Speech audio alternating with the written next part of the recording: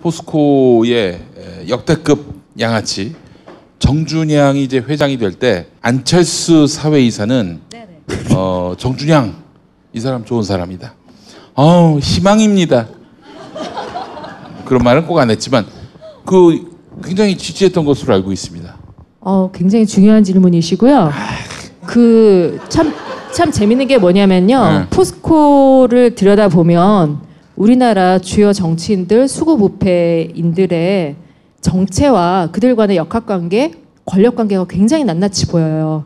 그건 나중에 제가 시간 되면 말씀드릴 기회가 있으면 말씀드릴게요. 안철수가 그때 이사회, 포스코 이사회 멤버였고 사회이사였어요. 그때 멤버에 박원순 서울시장도 계셨어요.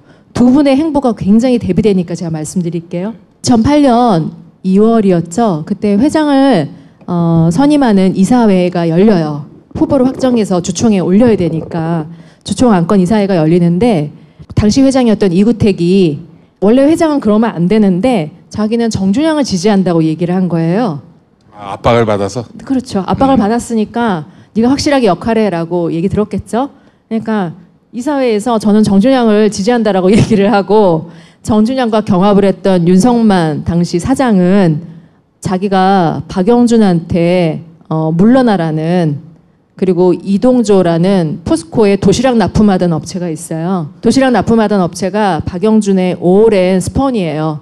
그러다 보니까 이 사람이 정준양 시절에는 아주 엄청난 사람이 됩니다. 압박을 받았다는 걸 오픈을 해요. 그런 어수선한 상황에서 되니까 정준양 쪽으로 표가 안 몰리죠. 박원순 사회이사하고 허성관이라고 참여정부 때 행정부 장관. 행정자치부 장관 하셨던 분이죠. 그분들은 끝까지 우리는 찬성 못하겠다고 했는데 우리의 안철수는 실망입니다. 그만 좀 괴롭히십시오. 네. 첫 번째, 두 번째 진행이 안 되니까 세 번째는 안철수가 오케이를 한 거예요. 그래서 정준양이 4대2로 회장 후보로 확정이 됐어요. 안철수가 그때 끝까지 버텼으면 안 됐을 거예요. 그리고 나서 그 후의 행보가 더 가관입니다. 2008년에 이제 정준양, 죄송합니다. 2009년이었어요. 2009년 2월 27일 주총에서 이제 정준양이 회장이 돼요. 그리고 나서 박원순 시장은 사회사를 사퇴해요. 사퇴하고 허성관 이분의 행적은 제가 좀 기억이 안 나네요. 안철수 사회이사는 어떻게 되냐면 그 다음에 2010년에 포스코 이사회 의장이 돼요. 의장. 그런데 그럼 안철수가 포스코 이사회 의장일 때 포스코에서는 어떤 일들이 일어나냐. 아까 말씀드린 대우인터 3조 4천억 원 매입, 성진지오텍 부채 비율 1600%의 회사를 1600억에 삽니다. 그리고 계속 증자를 해서 지금까지 성진지오텍에 들어간 돈이 1조예요. 그리고 이 썩은 회사를 우량회사에 집어넣어서 거기서 직원을 1100명 이상 잘라내는 상황이 되고 상장 폐지도 됐어요. 아이고, 이 양반 큰일 날 양반이네. 네, 그런 회사가 다 인수 승인을 안철수님께서 다 방망이를 두드려 주셨어요.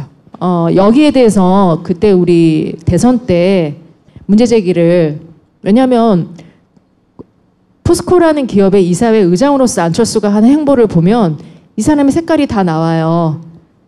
그 MB 시절에 포스코 이사회 의장이 됐다? 과연 이 사람은 그때 그 M과 등등과 관련이 없다라고 얘기할 수 있나요? 그럼 제가 MB 아바타입니까? 그리고 거기에 대해서 한 번도 제대로 된 해명을 한 적이 없어요. 그 중요한 의사결정을 다 했고, 그쵸? 그 이사회, 그분에 대한 자세한 얘기는 너무 많지만 큰 것만 말씀드릴게요. 그런 분이 대선에 나왔다? 그래서 그때 모 의원이 안철수 네거티브 공격을 하셨죠. 포스코 이사회 의장일 때 당신이 했던 일에 대해서 해명해라. 박범계 의원이. 예. 네, 박범계 의원이 하셨어요. 그래서 어땠냐면 포항에서는 박범계 의원의 인기가 치솟았어요. 정말 치솟았어요. 저분이 포스코를 제대로 아는구나. 저분이 뭔가 해주시겠구나. 네, 요즘 조용하셔가지고 굉장히 실망들이 많으세요. 솔직히 말씀드려서. 그때 그렇게 소리 지르더니 왜 지금 아무 말도 안 하고 있는 거야. 근데 안철수 그분이 포스코에서 했던 행적, 그거 하나만 봐도 그분의 정체 아이덴티티가 나와요. 말씀드리기 아유, 재밌으셨죠, 여러분? 질문 잘했죠? 네. 앞으로 각하는 이제 불려갔고 불려간 건만으로도 못 나와요. 못 나오는데 불려간 건의 액수들은 공과금 수준의 완전 진짜 공과금. 네? 공과금도 안 된다 사실은. 우리 공과금 부담스럽잖아요. 각하한테는 이거는 정말 잔돈이에요. 잔돈이고 진짜 돈은 하나도 안 나왔는데 진짜 돈의 줄기 한 줄기 큰 줄기가 포스코에 있는 겁니다. 진짜 묻어둔 돈에 대한 이야기를 앞으로 이제 계속해 나갈 텐데 오늘 굉장히 재밌었고요. 왜냐하면 그 내부에 있던 사람이 나와서 이런 얘기를 하는 것과 주진우나 뭐 저가 어떻게 모아가지고 하는 얘기하는 완전히 또 다르거든요. 우리는 모아서 껍데기를 모아서 이거 이상하지 않냐고 하는데 여기는 내부에서 나온 이야기니까 굉장히 흥미진진한 얘기가 요거 앞으로 한 2, 3회 더 하실 수 있죠, 내용이? 이거는 끝도 없이 스토리가 있어요. 왜냐면 저희 모 사장께서 그 얘기를 하셨어요. 그들은 무한 식탐을 가지고 있다. 무한 식탐. 식탐이라고 얘기를 하셨는데 네. 그게 솔직히 저는 이해가 안 됐고 제가 이 얘기를 해드리면 또 이해가 잘 되실 것 같아요. 국정원 얘기를 해드릴게요. 네. 국정원의 아주 에이스인 분이세요. 이분이 MB 초창기 때 청와대 들어간 거예요. 청와대 멤버들은 이제 국정원에서 오고 다 오잖아요. 이분은 굉장히 그러니까 스탠다드한 공무원이었던 거예요. 근데 자기 상사들이라고 있는 사람들, 비서관이니 이런 사람들이 하는 짓이 도저히 참을 수가 없었던 거예요. 참을 수가 없어서 다시 국정원으로 돌아가겠다고 신청을 해요. 공무원들이 그러는 법이 없어요. 청와대 가는 건 그 사람들한테 굉장한 영전이에요. 돌아 나오면 다시 승진이 보장되는 거거든요. 그러면서 이 사람이 저한테 얘기해 준 겁니다. 정준양 당시 포스코 회장을 불러서 만나자고 해서 얘기를 하는데 자기가 그런 얘기를 해줬대요. 청와대 이러이러한 놈들이 계속 당신한테 뭐를 요구하고 지시를 할 거다. 따르지 말아라 라고 얘기했대요. 이 공무원 입장에서 보니 얘네들은 나란 일을 하러 들어온 게 아니라 돈을 털러 들어온 애들이었다는 거죠. 근데 이분이 간과한 게 있어요.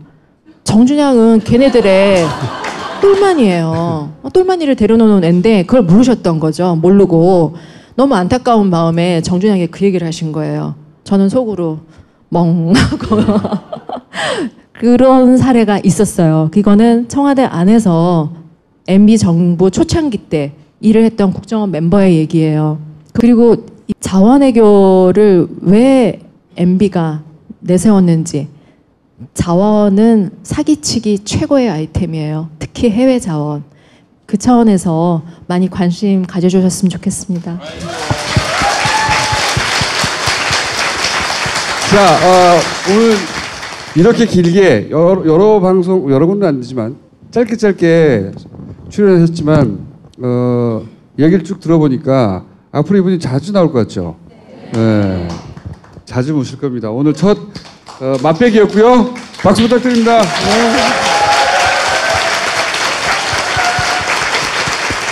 감사합니다.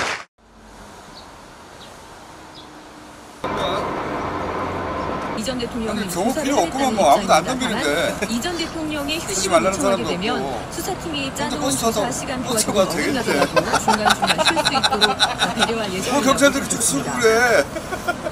를 진행할 계획이다 이렇게 밝혔습니다. 이 투명한 조사를 몇번 위해서는 냅니까? 반드시 이 영상 녹화가 필요하다고 수사팀이 판단을 했고요. 거짓말할 때만 혀를 다만 냅니다. 팀의 동의가 있어야 가능. 하고 싶은 전직 말 대통령으로서 다 거짓말. 마지막이었으면 좋겠다. 여러분 이거 다 거짓말인 걸 아시죠? 검찰 새빨간 거짓말입니다. 자, 일만 이제 하시겠죠. 이명박 전 대통령은 형님이라는 호칭을 사용할 것으로 보입니다. 실제 박 전 대통령 당시에도 어르신들 그렇게 많이 호칭을 맞았네. 했었습니다. 이 부분은 전직 대통령이기 때문에 특별히 직함으로 호칭을 해주는 게 일반적이라고 합니다. 네, 그렇죠. 야, 나는 이명박 전 씨발 대통령이 이곳 그때 검찰 촉순이 망그러더라, 청사에 씨발, 검찰에서. 전에 김우준 먼저 씨라고 전에 하더만, 말씀드렸는데 이 아까 말씀드린 조사를 받게 참여대우 되면 아니야? 천으로 사실은 지금 자리를 정수라고 지나는 불러줘야지, 것들이 그러면. 엎드려 있죠. 안보 환경이 매우 엄중할 때 국민이 야, 잘 풀리고 있어. 억지하지 마. 신뢰를 끼쳐드려서 대단히 돈이 많이 빠졌네.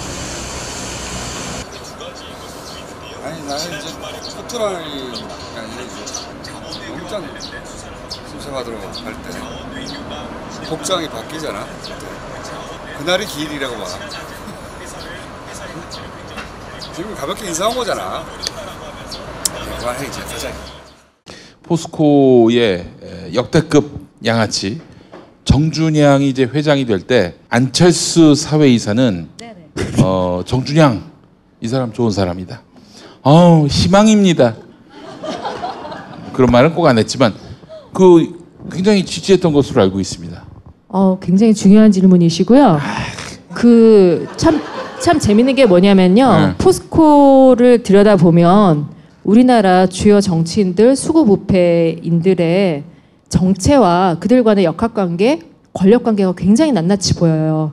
그건 나중에 제가 시간 되면 말씀드릴 기회가 있으면 말씀드릴게요. 안철수가 그때 이사회 포스코 대우인터 3조 4천억 원 매입, 성진지오텍 부채 비율 1600%의 회사를 1600억에 삽니다. 그리고 계속 증자를 해서 지금까지 성진지오텍에 들어간 돈이 1조예요.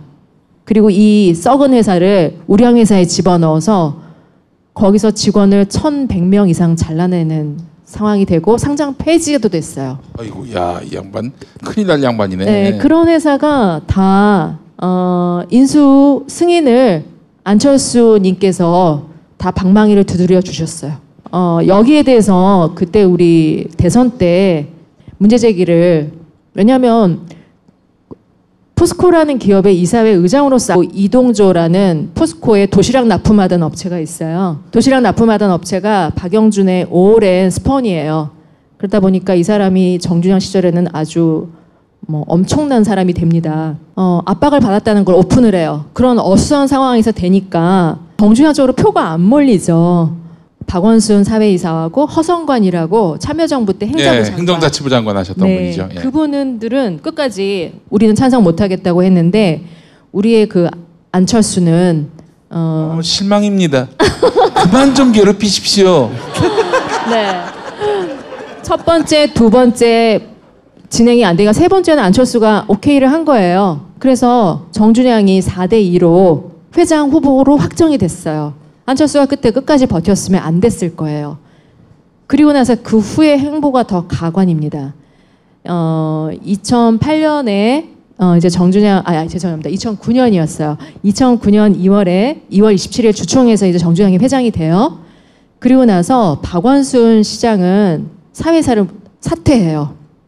사퇴하고 허성관 이분의 행적은 제가 좀 기억이 안 나네요.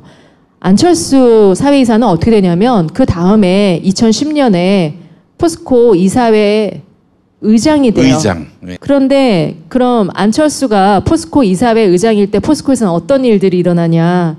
아까 말씀드린 포스코 이사회 멤버였고 사회이사였어요. 그때 멤버에 박원순 서울시장도 계셨어요.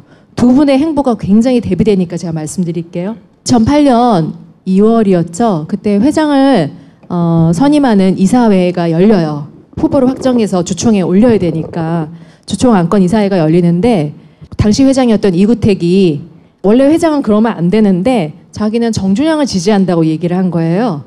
압박을 받아서? 그렇죠. 압박을 받았으니까 네가 확실하게 역할을 해라고 얘기 들었겠죠. 그러니까 이사회에서 저는 정준양을 지지한다라고 얘기를 하고 정준양과 경합을 했던 윤석만 당시 사장은 자기가 박영준한테 물러나라는, 그리고